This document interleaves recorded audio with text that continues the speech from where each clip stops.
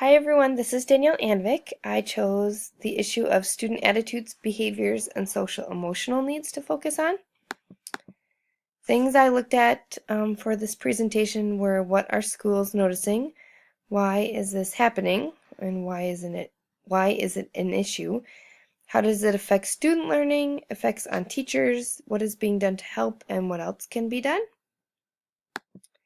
So first of all, kind of why I chose this topic. When I think about teaching now, it seems very different from when I grew up, and I know that was a while ago, but I still think there weren't as many behaviors then, and when I went into teaching, I wanted to build relationships with students and teach them, um, and dealing and focusing on those behaviors is part of that, but I feel like sometimes it takes up a lot of our time, and I just feel like I'm experiencing as I go through years of teaching more and more behaviors in my 12 years now. Um, Another reason it just hits close to home, this past school year, for the most part, had really good students who were academically able to do most of our curriculum and behavior-wise were good. These last couple months, though, we weren't sure if it was because the students are moving on to middle school or we just noticed a lot of behaviors coming out with the girls and attitudes.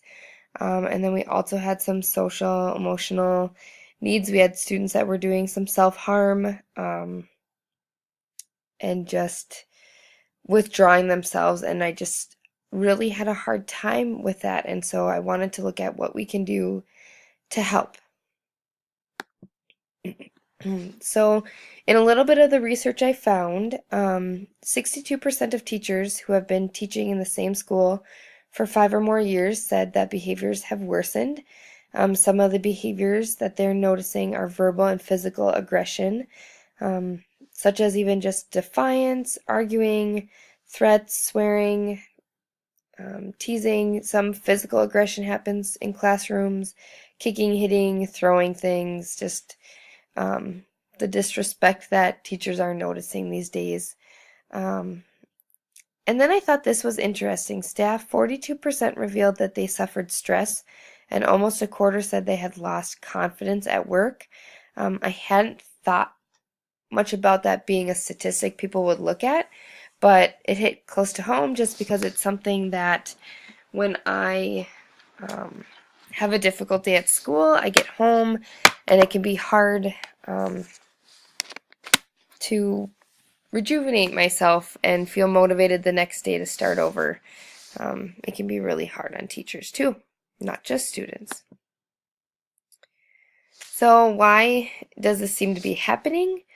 Um, for students, repeated exposure to stress or violence can also have a significant effect on a child's mental state. Was a study, and I linked that in my research in the last slide. Also, modeling that children get from their parents, peers, adults, through media, through technology.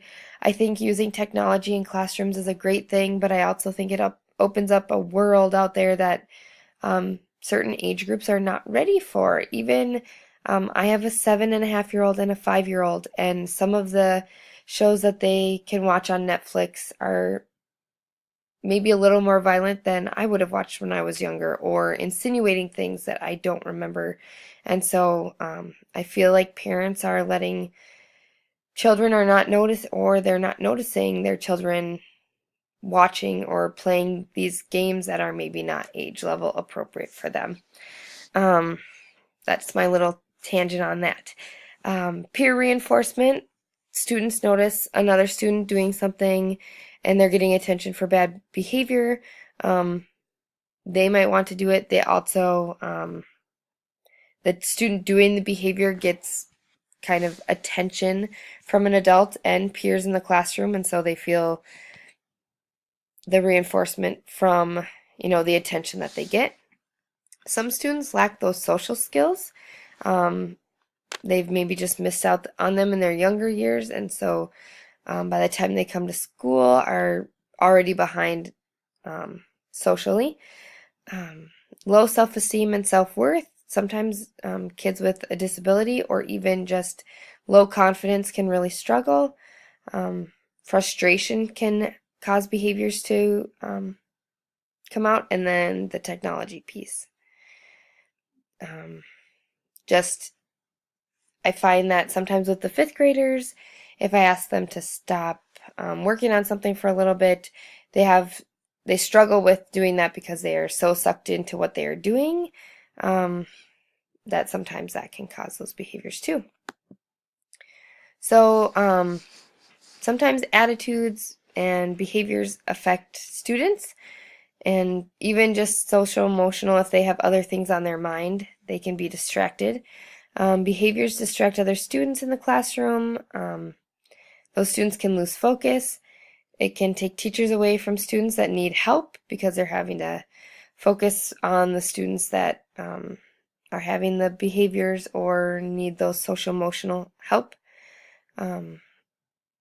It can also have an effect on that student because they're missing instructional time and they're missing out on building those relationships with their classroom by being pulled out. I just think about a student that we had this last year in the last month of school, really struggled, and she was out of our classroom seeing the social worker a majority of her days, and she just missed some of that interaction with students, but she was missing a lot of instructional time. And I know that her emotional needs were very important at that time, but I also worry about how much time she missed in the classroom. And then also a lot of classroom resources and funding are being used now for behaviors and student needs that aren't necessarily focused on education, and so that can also affect students. I added in this slide after reading the part about effects on teachers in the study. Just frustration can build for teachers who are dealing with behaviors and the same ones over and over.